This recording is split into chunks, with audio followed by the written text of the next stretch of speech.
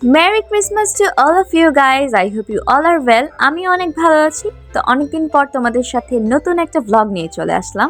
তো আজকে আমরা গিয়েছিলাম বিপি রেস্টুরেন্টে, অ্যান্ড তোমরা দেখতেই পাচ্ছ ক্রিসমাসের জন্য এখানে কত সুন্দর একটা ট্রি আছে, প্লাস ট্রির নিচে কিন্তু অনেক গিফটসও ছিল বাই দ্য ওয়ে।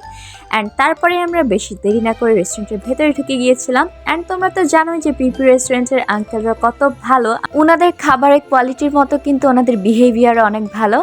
অ্যান্ড এই তো এখানে সব আঙ্কেলরা যেহেতু আমাদেরকে চেনে, তো আমি এখানে সেটাই বলছিলাম।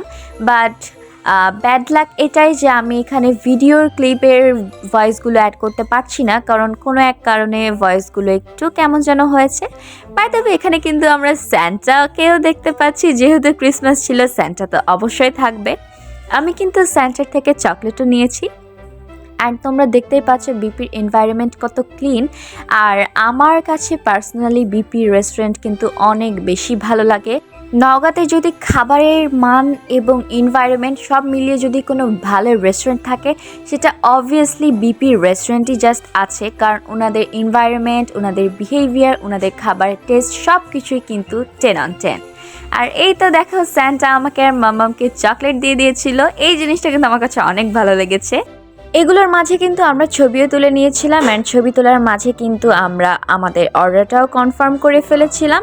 তোমরাও যদি তোমাদের ফ্যামিলির সাথে অনেক ভালো একটা টাইম স্পেন্ড করতে চাও, অবশ্যই তোমরাও বিপি রেস্টুরেন্টে যেতে পারো।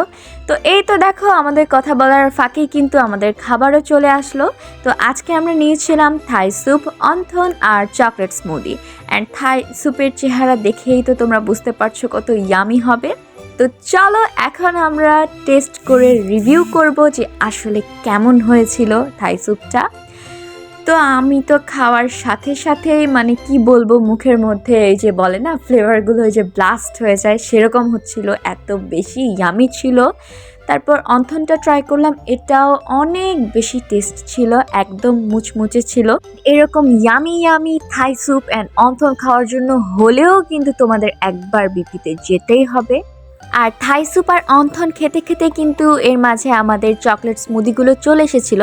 অ্যান্ড চকলেট স্মুদির পাশাপাশি এখানে কিন্তু আঙ্কেল আমাদের জন্য একটা স্যুপ এক্সট্রা এনেছিল, যেটা আঙ্কেলরা আমাদেরকে অনার করেছে। অ্যান্ড এটার জন্য কিন্তু আমি অনেক বেশি খুশি ছিলাম, প্লাস এক্সাইটেডও ছিলাম। অ্যান্ড তারপরেই তো দেখো, আমি এখানে আমার চকলেট স্মুদিটা ট্রাই করছিলাম, যেটা খুবই টেস্ট ছিল। আমি জাস্ট এই স্মুদিটার জন্য একদম ফল করে গিয়েছিলাম, এত বেশি টেস্ট ছিল।